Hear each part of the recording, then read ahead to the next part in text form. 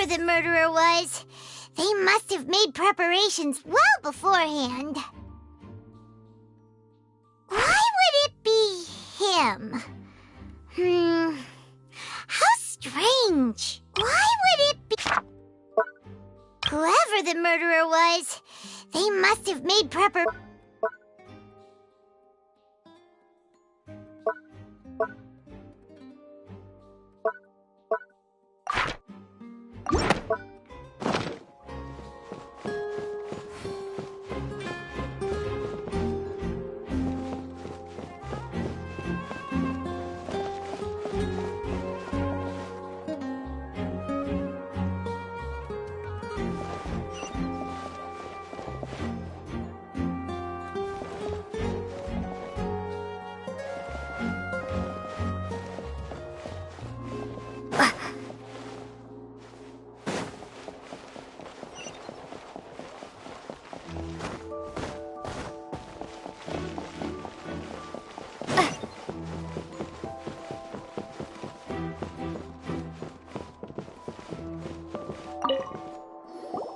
So this is the rope that broke and caused the water tank to fall.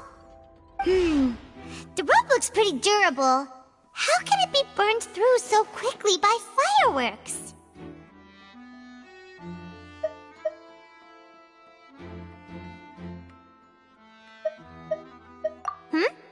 Why are you suddenly so serious, Traveler?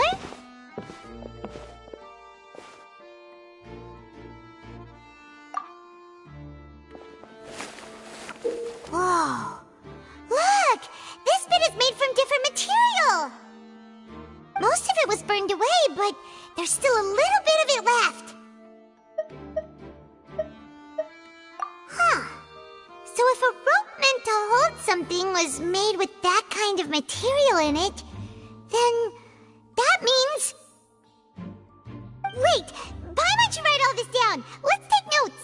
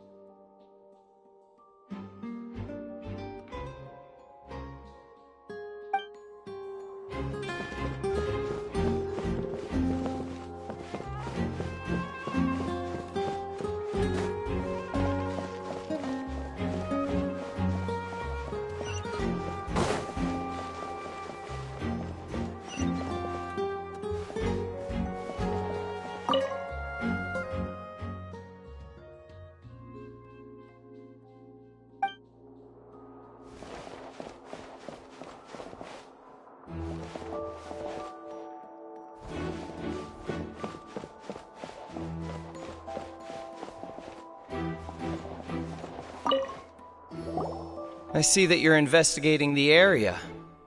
Well, it just so happens that I'm interested too. If you find any new and interesting leads, be sure to share them with me, alright? We don't have too many thoughts yet. Then why don't I tell you my hypothesis first? The way I see it. And I'll start it with that loud thud. The thud? Oh, you mean the sound that happened during the countdown? Yes, exactly.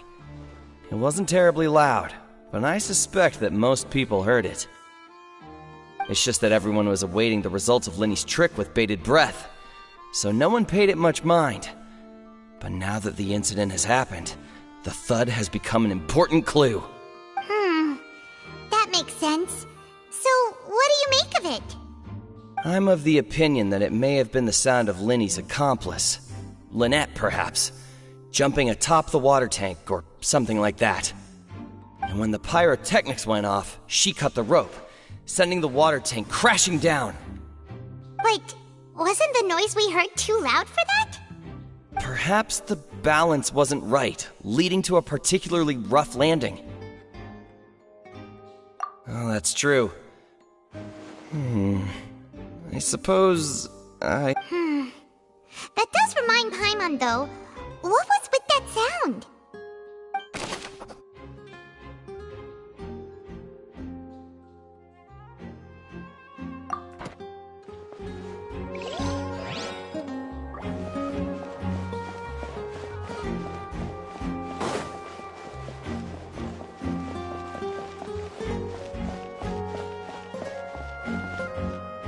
Lenny's still talking to the guards. It seems he'll have a lot of explaining to do. I think someone will be assigned to monitor us later, but that's alright.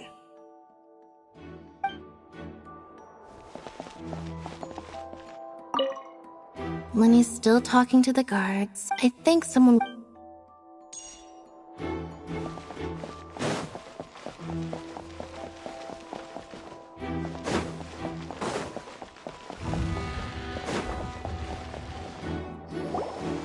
Hey, you!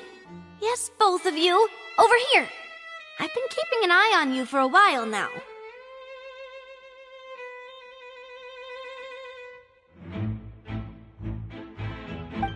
Huh?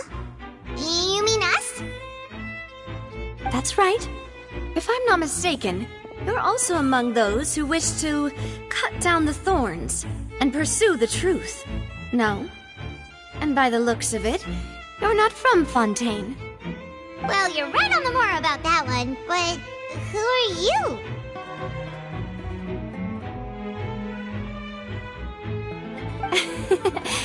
Have you never heard of the Spina di Rosula?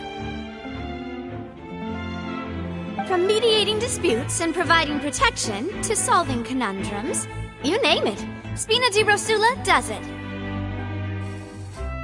And I, Navia, have the honor of being its renowned president.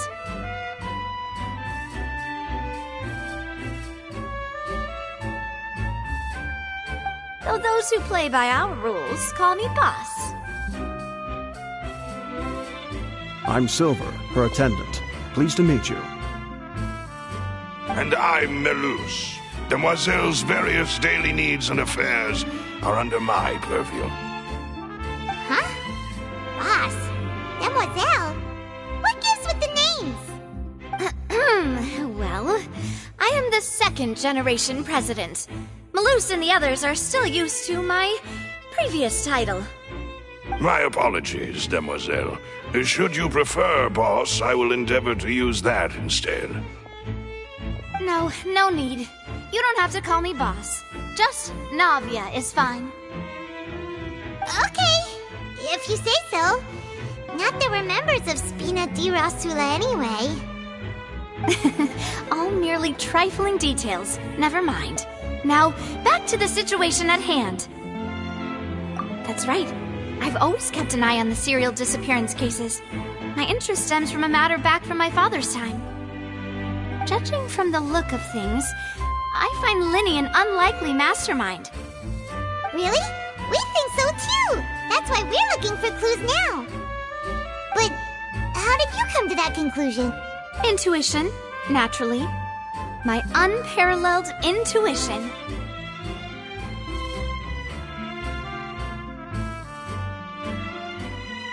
Farina sure was quick to point the finger at Linny without any decisive evidence whatsoever, wasn't she? But that's not uncommon for her. If you remember, the Justice had to interrupt her and ask if she was pressing charges just to keep her from getting carried away. Anyway, a trial begins the moment someone levels charges. And, of course, there was no way Farina was going to back down in that situation. Sounds more like you just don't trust the Hydro Archon. Well, what's your opinion? I must admit that she can be interesting at times, but liking her doesn't mean that I'll blindly agree with her. All right, I've answered your question. Now, it's time you answer mine. Wait a minute! Did that answer count? Well, I say it does. But don't worry, you won't hear any pointless questions from me. In your opinion, do you think it's right to treat a trial like it's an opera? Well? And why would that be?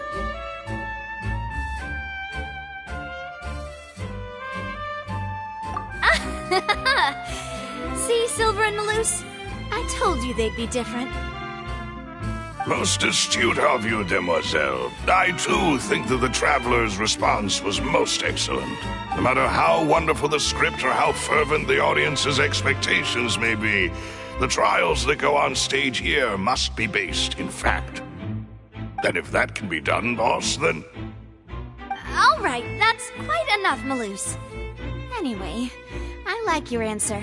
You pass with flying colors.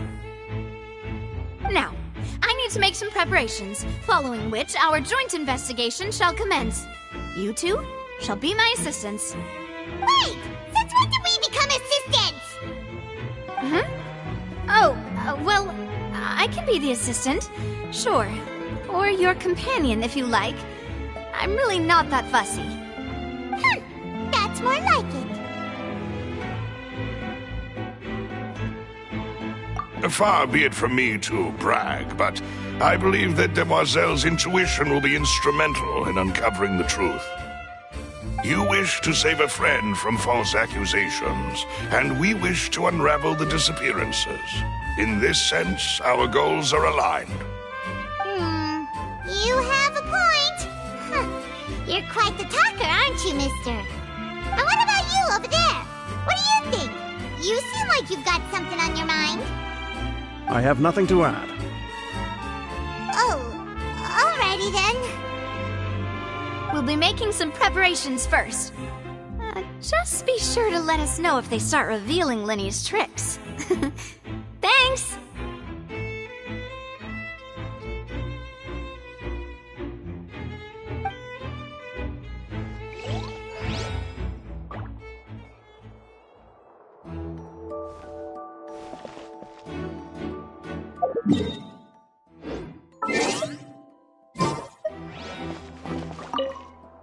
Speaking of that, I think magic shows would be very popular. I can see that. Maybe I should try to learn some magic. If I could make things disappear, cleaning my room would be a cinch.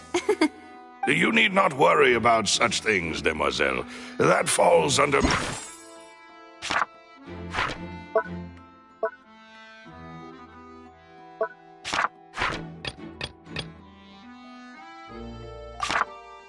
my duties. Oh, right.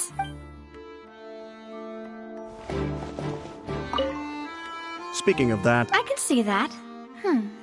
Maybe I should try to learn some magic. You need not worry about... Oh.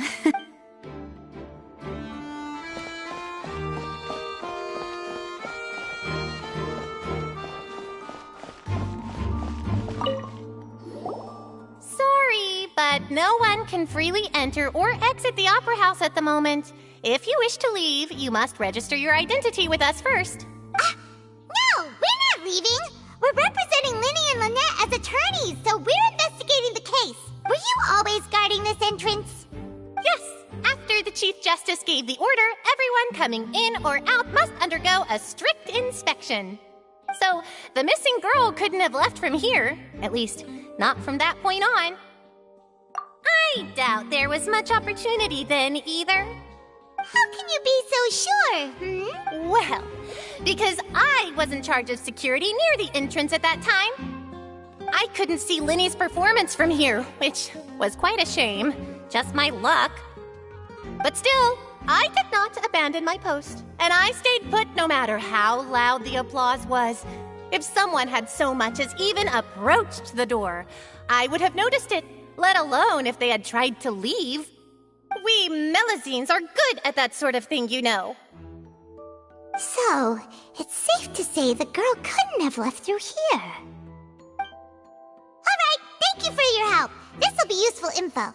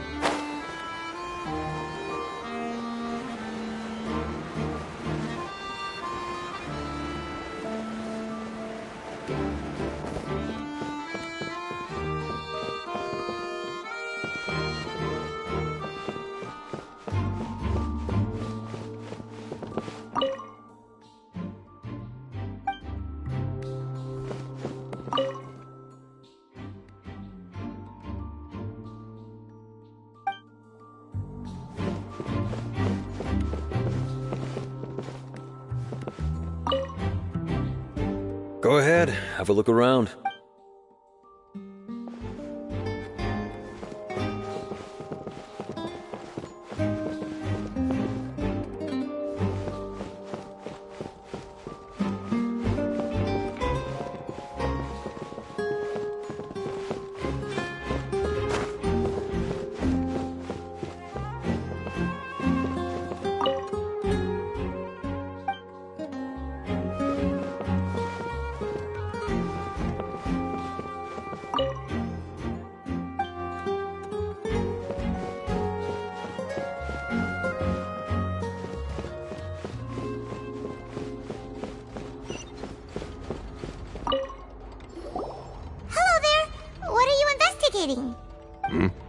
Oh, this location has also been cordoned off because the Magic Troop members are currently considered prime suspects.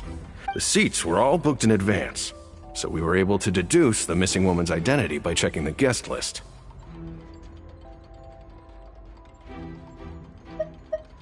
Sure, it's not like this is confidential information. We will publish it later anyway when we petition the public to help us find the missing person. Her name is Halsey. She's a painter from Fontaine who's made a bit of a name for herself. Apparently, she wasn't a regular at the Opera House, but she'd been feeling some pressure with her work lately, which made her decide to come see the magic show. The Magic Troop members all claim not to know her. We have looked into her social connections. It seems that she has no personal grievances or conflicts of interest with the suspects. Simply put, she wasn't related to the Magic Troop at all, which matches the features of the previous serial disappearances. Were the victims of previous cases also chosen at random? That's how it seems to us, in any case. Apart from the fact that they were all young women of around the same age range, there really weren't any other connections between them. Okay then. No need to be so formal. If you do happen to see the missing girl, please be sure to contact me. It is of utmost importance that we get to the bottom of these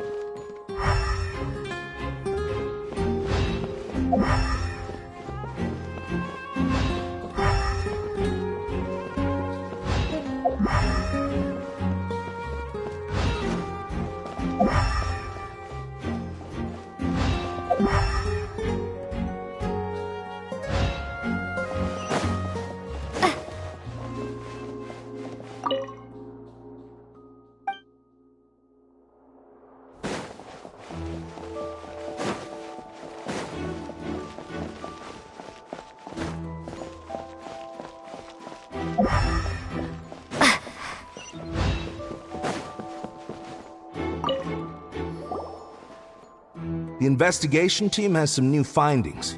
Turns out there's an issue with the random number selector after all.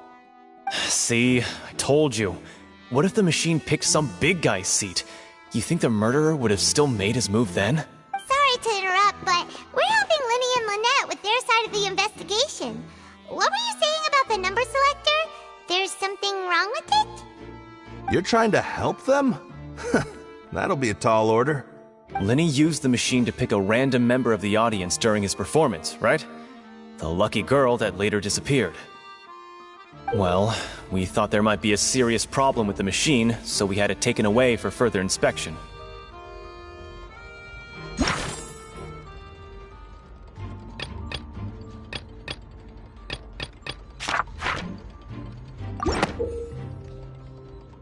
It turns out that the seat number it picked wasn't random at all. The machine picks that same number every time. I'm sure you already know that you have to make a reservation in advance to get a seat, regardless of whether it's a trial or... In other words, Linny knew who would be sitting where from the very beginning. That much checks out. Linny reserved our seats for us too. Bet you see why I was saying it'd be tough to make a case for Linny. Even though it's bad for Linny's case, Paimon had better write it down.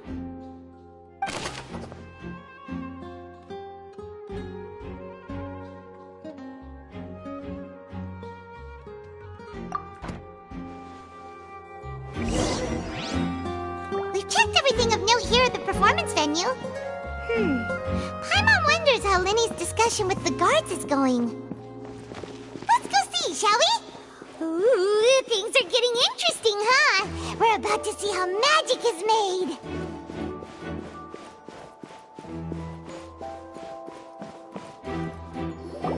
Understood. Then I will be going with you. Just so you're aware, I will be monitoring your actions and making notes as necessary. Very good. Thanks for being so agreeable. I'd pull a rose out of my hat as a gift for you if I could. You may spare the pleasantries. I'm just doing my job. You've arrived. Who's this? Me? I'm Spina di Rosula's guardian angel. If you've got a problem, I've got the firepower. Sorry, I got a little carried away there. Call me Navia. I'm a partner of theirs, and will be helping investigate this whole situation. And these are my companions. Would you mind if they join as well? Fine by me. Oh, new helpers? I would be most grateful. Well, let's just say we're tagging along. It's not every day you get to see the secrets behind magic performed on such a large scale. I appreciate your kind interest. Come with me. We'll be heading below stage. Huh? Below stage? Yes, a world of secrets is hidden beneath this magic box, prepared specifically for this switcheroo trick. But before I reveal everything, you should have a look first. Notice anything strange here?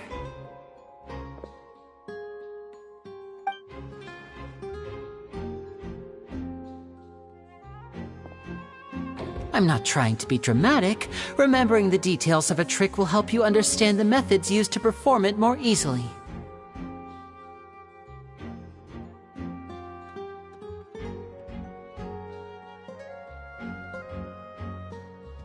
Huh. Weren't there balloons and other decorations here? Where did all that go?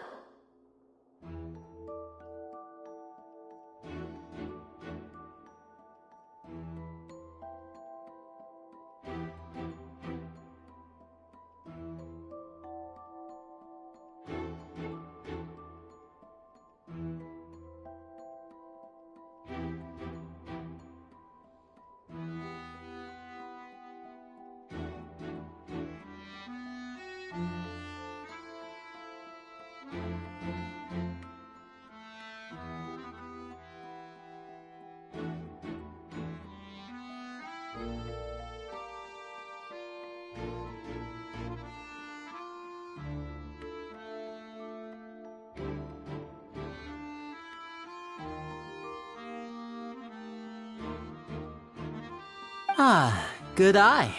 That said, you're still far from discovering the answer.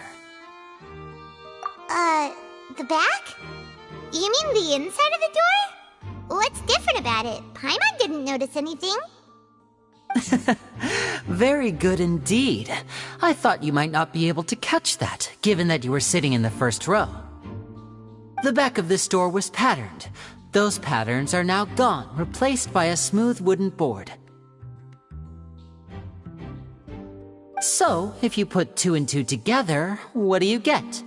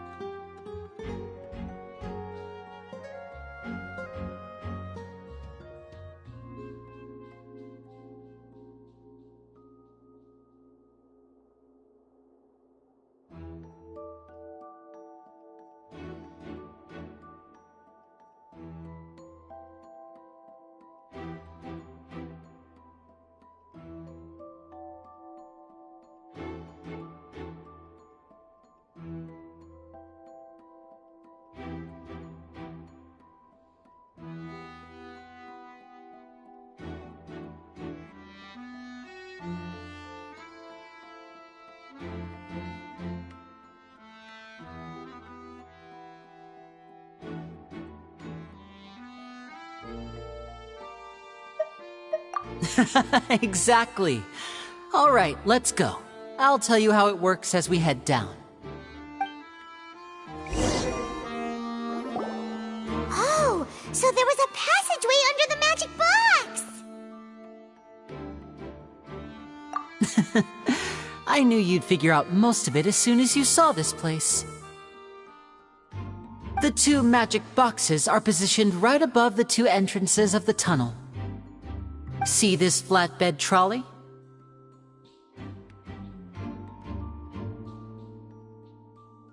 The box with the lucky audience member in it would be shuttled over to the other side using the trolley. This trolley can raise and lower and even rotate, ensuring that the box will face in the right direction. I see. So that's the purpose of the box inside another box. Precisely. The inner box would descend after the audience member was put inside and be moved along the trolley, all while the outer box would remain on stage as if nothing had ever changed. So that's how you did it! Once the box was lowered, the trolley would store some energy through this device here, with which it would complete the rest of the steps. The audience member would only be able to feel some slight movements in the dark, and by the time she walked out, she would already be back on stage. Right! You were talking that whole time, and you even came out for a moment near the end! Ah, yes. A phonograph operated by Lynette was used to achieve that effect. My assistant and I had already scripted our conversation beforehand. When the countdown began, I had already gone to the opposite box via a tunnel using that ladder. And what about Lynette? Where was she? I was in the mezzanine space in the back of the box. Oh, interesting! That's how we were able to coordinate Linny's lines with the assistant. And, by the way, I was the one who walked out of the box at the end. I mean, we are twins. All it takes is a change of clothes and no one can tell who's who. And that's my favorite part of this trick. Only Lynette and I can perform it. So that's how it all worked! Wow, every detail you revealed was more amazing than the last! Lynette would briefly walk out of the box and then go back in, jumping into the tunnel and escaping before the box on the trolley could finish ascending. And then I walk out of the other box in the audience area, and the trick would be complete. The operative word here being would. But as you saw, Cal was in the box, not our audience member. She, on the other hand, mysteriously vanished. We really don't know how that happened. If not for that interlude, this would have been an astonishing trick. I probably never would have figured out how you pulled it off. And yet, to think that someone was able to use this magic trick to commit a crime. Could we have a look around? I think we can come up with some more leads. This is the scene of the crime, so Linny and Lynette are not permitted to stay here. I'll escort them back up. Yes, of course. No need to be so strict now. I won't disappear into thin air, you know. Thanks, everyone. We're counting on you.